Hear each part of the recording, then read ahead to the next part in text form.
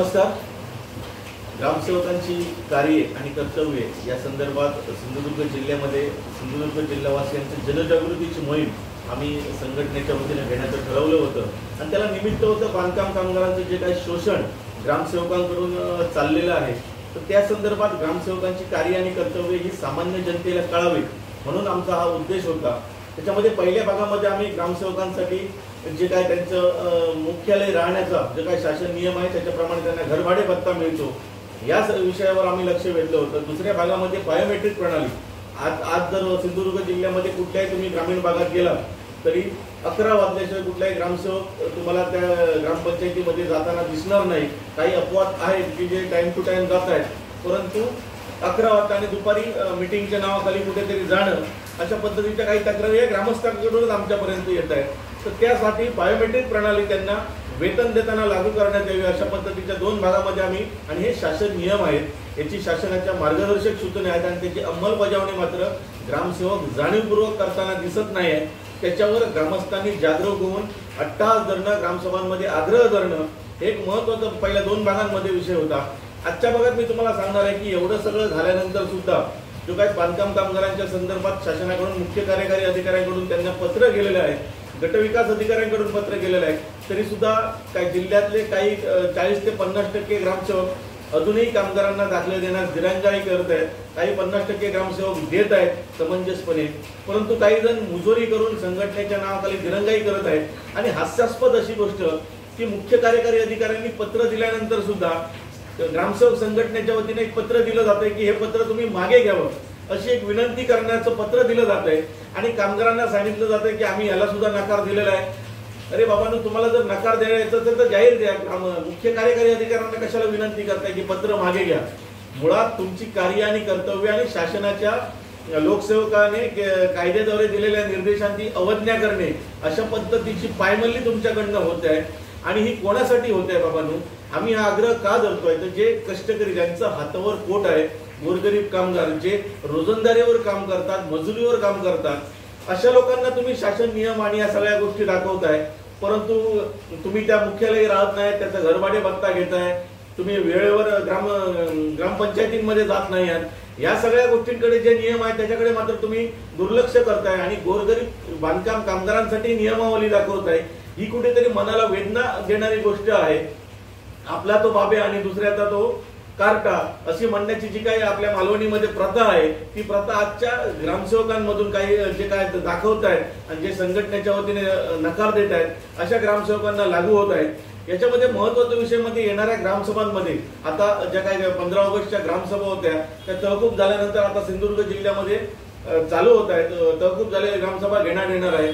माझी जिल्ह्यातील सर्व नागरिकांना विनंती आहे, सर्व सरपंचांना विनंती आहे, सर्व उपसरपंचांना विनंती आहे की मुख्य कार्यकारी अधिकाऱ्यांनी दिलेले आदेश आणि त्या आदेशांमध्ये फार एक महत्त्वाचं त्यांचं वाक्य आहे की हा 90 दिवसाचं प्रमाणपत्र देणं हे तुमचं कर्तव्य आहे. हे जी त्यांची लाईन आहे ते कर्तव्य तुम्ही ग्रामसभांमधून त्यांना दाखवणं गरजेचं आहे. आणि नुसतं दाखवणं गरजेचं नाही तर त्यांची जी मुजोरी आहे ती उतरायची वेळ आता आलेली आहे. भले तरी देऊ कासेची लंगोटी, नाथाळ्यांच्या माती हानू काठी, ही जी आपली संस्कृती आहे ती संस्कृती दाखवण्याची गरज आज ग्रामसेवकांना आलेली आहे. याच्यामध्ये जे काही ग्रामसेवकांच्या बाबत बोलतोय, काही ग्रामसेवक खरोखरच समंजसपणे संवेदनशीलपणे वागतायत आणि ग्रामसेवकांना आपल्या बांधकाम कामगारांना सहकार्य करतायत, परंतु काही जे एवढं सगळं घडून सुद्धा मुजोरी करतायत अशांना ग्रामसभांमध्ये जाब विचारणं हे गरजेचं आहे.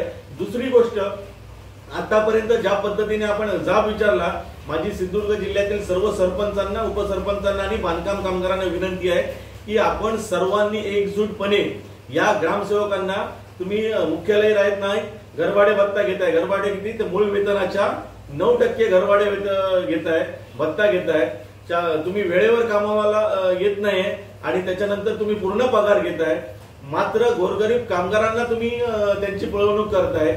यासाठी त्यांचा निषेध म्हणून एक प्रेमाचा गुलाब त्यांच्या हातात त्यांना द्या आणि त्यांच्याबद्दल, ग्रामसेवकांबद्दल कृतज्ञता व्यक्त करा की हे गुलाब घेतल्यानंतर त्यांना जनाची नाही पण मनाची तरी थोडी काहीतरी वाटेल, एक संवेदनशीलता वाटेल आणि या बांधकाम कामगारांना ते सहकार्य करतील अशा पद्धतीची एक भावना एक संघटना म्हणून आमची आहे.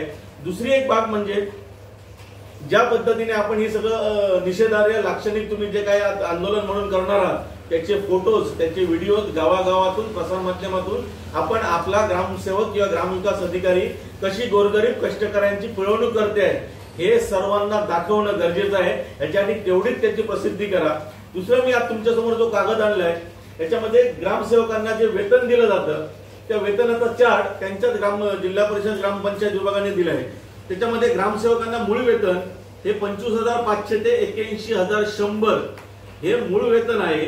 महागाई भत्ता आहे 12,750 आणि घरभाडे भत्ता त्याच्या 9% म्हणजे 2,295 ते जवळपास आहे। तर ग्रामविकास अधिकाऱ्यांना आहे 2,32,000 ते 1,01,600 हे मूळ वेतन आहे। महागाई भत्ता आहे 16,000 आणि घरभाडे भत्ता 2,880। एवढा सगळा पगार घेऊन जर तुम्हाला तुमची कर्तव्य, मूलभूत कर्तव्य तुम्हाला काम करायचं नसेल, या गोरगरिबांच्या सेवेसाठी तुम्हाला गावागावामध्ये नेमलेलं आहे, परंतु आज तुम्ही मालक बनण्याचा प्रयत्न करत आहात आणि या कष्टकरी लोकांना तुम्ही अडवणूक करताय, मग एवढा सगळा जो तुम्हाला पगार मिळतोय तो नेमका तुम्ही कशासाठी घेताय? जर शासनाचे नियम, शासनाच्या ज्या काही सूचना तुम्हाला पाळायच्या नसतील, गोरगरिबांना या शासनाच्या विविध योजना मिळण्याच्या दृष्टीने तुम्हाला कठोर कारवाई करायची नसेल, त्याची अंमलबजावणी करायची नसेल, तर शासनाचा हा पगार तुम्ही कशासाठी घेताय याचं उत्तर तुमच्याकडून देणं गरजेचं आहे। आणि माझं आवाहनच आहे संघटनेला की ज्या पद्धतीने तुम्ही या गोरगरीब बांधकाम कामगारांची मुस्कटदाबी करताय आणि ही मुस्कटदाबी करताना तुम्ही संघटनेचं काहीतरी सांगताय, तुम्हाला पगार हा आमच्या सर्वसामान्य लोकांच्या करातून येतोय। आम्ही जो 1 रुपयाची सुई जरी घेतली तरी त्याचा 18 पैसे आम्ही जीएसटी भरतोय आणि त्या जीएसटीतून मिळणारे जे पैसे आहेत त्याच्यातून तुमचा पगार होतोय। त्यामुळे आम्ही मालक आहोत, तुम्ही सेवक आहात याची जाण असू द्या। आणि ही जाण जर तुम्हाला असेल, एवढी संवेदनशीलता असेल, तर तुम्ही या सर्व गोरगरीब, नुसतं बांधकाम कामगारांचा विषय नाही, अनेक लोकांच्या योजनेसाठी ग्रामसेवकांकडून जी काही मुस्कटदाबी केली जाते, त्यांची पिळवणूक केली जाते, अशा असंख्य तक्रारी आज सिंधुदुर्ग जिल्ह्यात आहेत। माझ्या सिंधुदुर्ग जिल्हावासियांना, तमाम जिल्हावासियांना माझं आव्हान आहे की या ग्रामसेवकांना त्यांच्या मुजोरीला चाप बसवण्यासाठी तुमच्याकडून हातोडा पडलाच गेला पाहिजे। धन्यवाद।